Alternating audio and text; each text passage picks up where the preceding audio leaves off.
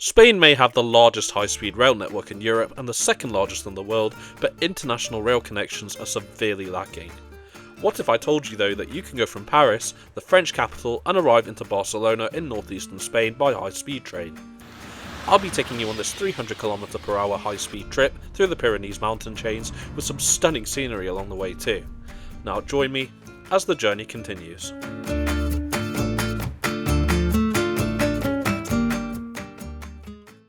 Paris Gare de Lyon is where we'll be departing from today, located right in the city centre in the 12th arrondissement on the right bank of the River Seine.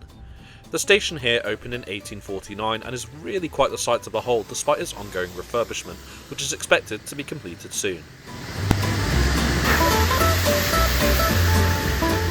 That being said, the majority of the work has now been completed since I last visited here in 2023, meaning it's now possible to appreciate the beauty of the original train shed in Hall 1, as well as the famous Tram Bleu restaurant. Maybe one day I'll be able to afford coming here? Gare de Lyon has two main departure halls for its long distance services, aptly named Hall 1 and Hall 2, the latter being a recent 21st century addition. Regardless of where you're departing from, you can still find plenty of shops and other amenities throughout the station, as well as TGVs to virtually most destinations in France and further afield, most of them stopping in Lyon, which is where the name comes from. International services here include the TGV Lyria to Switzerland, and of course our TGV to Barcelona. In recent years, Italy's flagship Frecciarossa brand has been serving the station, not only domestically to Lyon and Marseille, but also to Milan in Italy, a journey I highly recommend doing if you can. Consequently, Gare de Lyon sees 102 million passengers annually, making it France's second busiest station and one of the busiest in Europe. Our train, the 0741 to Barcelona Sants, will be leaving from Hall 2 today, and on our way there we can see the TGV First Class Lounge. However, this is only accessible for those on fully flexible first class tickets, amongst other subscription and loyalty schemes, so we'll be giving it a miss this time. Now that we're in Hall 2 and with boarding about to commence around 30 minutes before departure, here's where I really get annoyed with SNCF and their boarding practices. Despite there being automated ticket gates, they often insist on having staff do ticket scans from one barrier in most cases, and today is no exception as you can see. In other cases, they have started to get a bit more lenient on this as of recent, so let's just use the barriers with my e-ticket. Our train is formed of two TGV Duplex sets. The rear set is a second generation 2008 built TGV Duplex, which lacks authorization in Spain and will be terminating in Perpignan at the Spanish border, whilst the front set, R1, is a TGV Euroduplex certified to run in both France and Spain, as well as Switzerland. This set is one of 10 built by Alstom in 2013, specifically for services between France and Spain, with Ouigo España, another subsidiary of SNCF, operating 4 of these, and later 10 additional sets on their domestic open access routes in Spain. SNCF used to run these services in cooperation with Renfe, Spain's national rail operator. However, owing to disputes between both operators, the cooperation ceased at the end of 2022. Whilst Renfe has since launched open access routes between Lyon and Marseille to Barcelona and Madrid, SNCF continued to operate the Paris to Barcelona route on its own under its flagship TGV inOui brand, with 2 return services a day on weekdays, increasing to 3 on weekends and during the peak summer season. The train I'm taking now used to depart at 9:42, however, as of the December 2024 timetable change, SNCF have strangely moved the departure earlier to 7:41 for some reason. I'm sure someone will be able to tell me why in the comments. Anyway, for now, let's hurry on board before it gets crowded. I'm in carriage 11, one of 3 first class carriages on board. Whilst boarding is more or less level with the platform, my main complaint with the TGV family in general is that boarding can be a bit chaotic, primarily due to the single door profile on the carriages, but these are still amongst my favourite high-speed trains to ride. My seat today is on the top deck. Don't worry, I'll of course show you the lower deck as we get going. First class is laid out in the standard 2x1 configuration, mostly with airline seats but a few table seats too here and there. My seat is a solo window seat, number 72. Another complaint about the duplex and double-decker trains in general is the poor overhead luggage space on the top deck, but still, there are plenty of larger racks like this one in both the seating area and vestibules if you have any suitcases.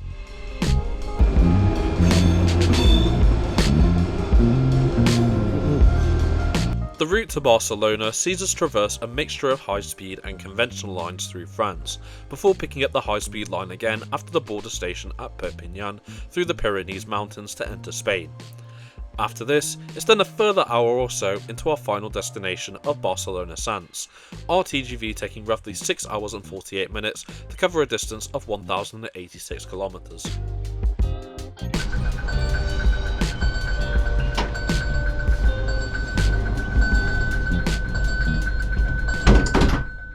Our departure from Paris Gare de Lyon is right on time at 7:41 as we commence our near 7-hour journey to Spain's second largest city.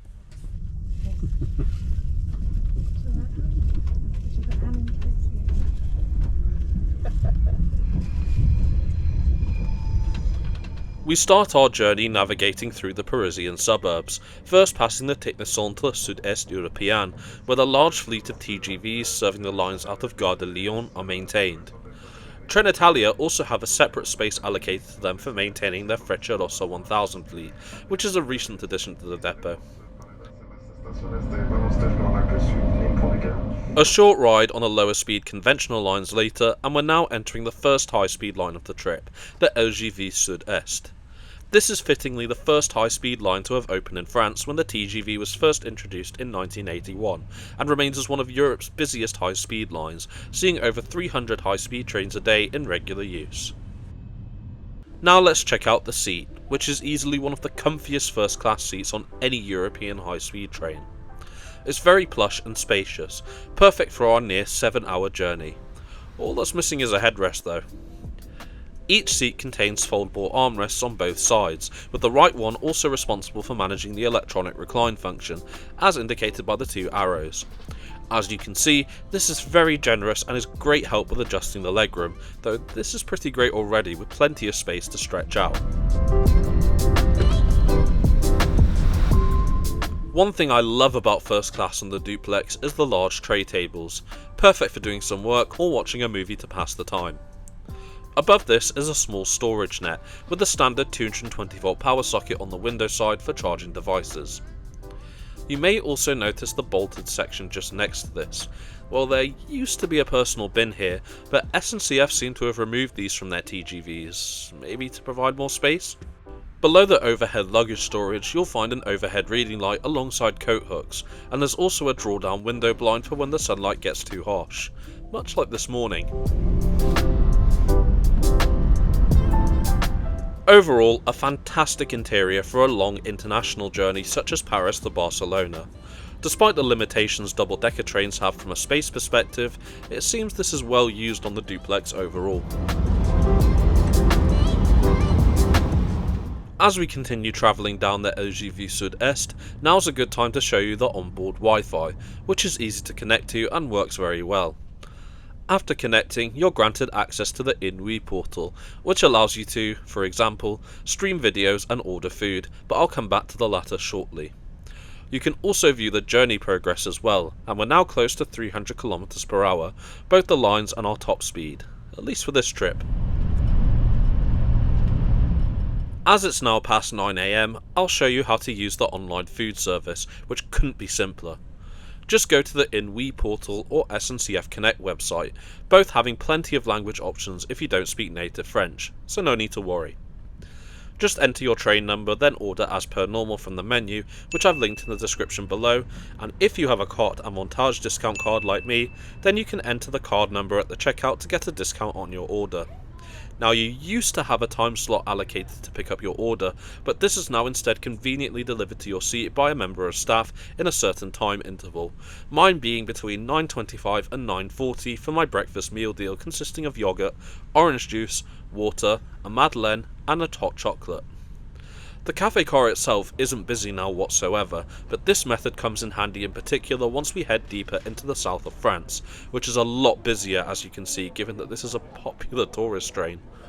Back to now though, and I was given a chocolate when I visited. I presume as it was at the bank holiday weekend.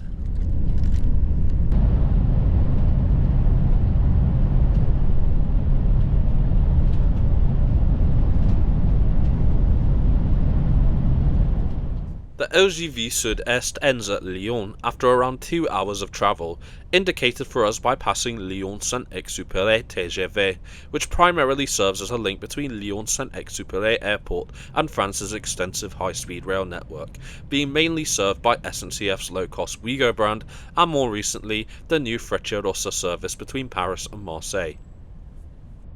The line we're on now is the TGV Rhône-Alpes, the last 300 km/h line that we use until Perpignan much later in the trip, and before long we arrive into our first stop of Valence TGV, one of several out-of-town high-speed stations we make use of on our journey today. For some reason we stopped here longer than expected and picked up a 10-minute delay, but I'm sure we'll make it up. The reason for which we'll see a bit later. Ladies and gentlemen, the TGV to Perpignan and Barcelona Sants are now ready to leave the station. Please man the closing doors. It doesn't take long for us to once again hit speeds of 300 km/h as we continue along the TGV Rhône-Alpes, and soon enough the route's landscape becomes a lot more Mediterranean as we slow down and join the Nîmes-Montpellier bypass route. This is not only the slowest high-speed line we use on this trip at 220 km/h, but also the newest, having opened in July 2018 as part of a larger scale project to build a high-speed line to Perpignan and make a direct connection between Paris and Madrid within 6 hours. The morning departure using this line, however, is another recent change, which ran via the conventional lines the last time I took this train in late 2023. Consequently, we call it Nîmes-Pont-du-Gard station instead of Nîmes Centre, but there are frequent connections to the latter from the former if you want to properly visit French Rome. Before our next stop of Montpellier, let's take a quick look at the rest of the train. Sadly, the only way to move around is on the upper deck, but here's second class, laid out in a 2x2 configuration with a mixture of airline and table seats. Second class on the duplex is a great option with prices starting at €59, but is much busier than first class, has less space, and you can't select your seat like in first. For those who prefer the lower deck or can't use the stairs, here's the lower deck of the first class section, the one in coach 11 containing the wheelchair accessible space, though it seemed to be filled with luggage. Accompanying this is the wheelchair accessible toilet as well, which on the duplex is a lot more spacious than you'd think and was very clean. The same goes for the standard toilet on the upper deck. We're now pulling into Montpellier Sud de France, marking the end of our high speed running, well, for now at least. There's a 17-minute stop here normally for a driver change, though we only have 10 minutes today as we arrived with a 7-minute delay. Still, this is a good chance to get off the train and stretch your legs. It's a very long journey after all.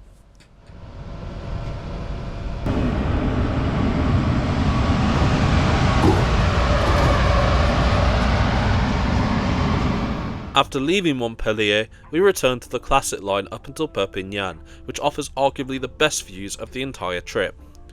Sète is where the first glimpse of the Mediterranean Sea can just about be seen from the top deck, but it's at Béziers where all attention is drawn to the right hand side. After leaving here, we cross the river Orbe and see the city's stunning 13th century cathedral and the Orbe aqueduct. With architectural marvels like these, I'm still surprised I haven't made a proper visit to this part of the south of France before.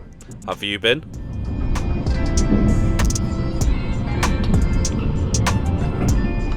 I've travelled on this line several times now, and one thing I've noticed on all the stations leading up to Perpignan on the classic line are the impressive train sheds that adorn every main station, such as the one here at Narbonne. From here, we pass along more étangs or small lakes and marshland, from which we can observe the magnificent flamingos which frequent this section of the line, if you look closely.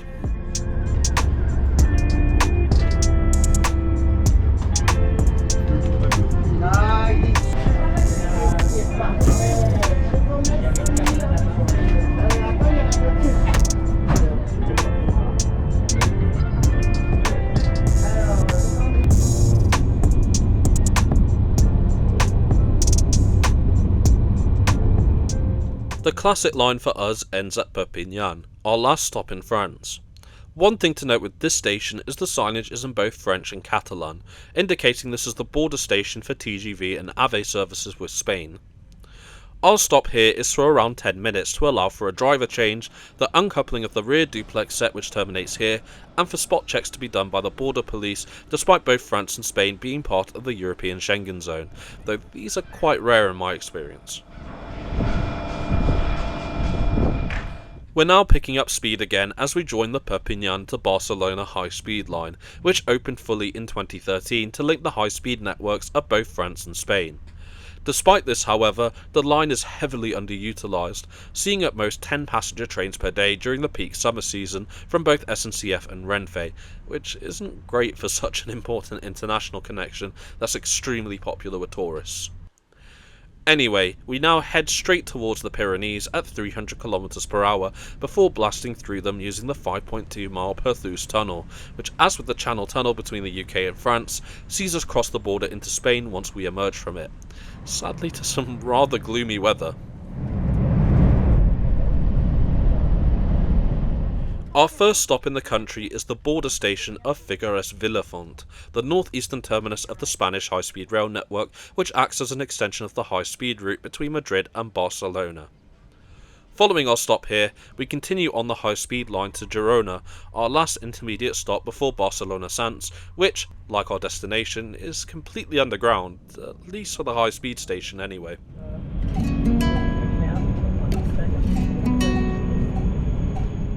Overall, I had a great journey on the TGV between Paris and Barcelona. Yes, this may seem like a long trip, especially compared to flying, but there's certain things you just don't get to see or do by flying compared to taking the train that really makes this the way to go. I do wish that more rail services were added between the two countries, which hopefully the eventual line upgrades will help resolve. For this trip, I was travelling using my first class Interrail pass, for which I paid €39 for my seat reservation, as reservations are compulsory on French and Spanish high-speed trains. Without the pass, fares in first class start as low as €69, but in both classes, fares sell out quickly or can get very expensive due to the lack of trains per day and its popularity with tourists, so my recommendation is to book ahead if you can. Anyway, we're now in the suburbs of Barcelona and arrive into Barcelona Sants station, right in the city centre, just a mere 2 minutes late.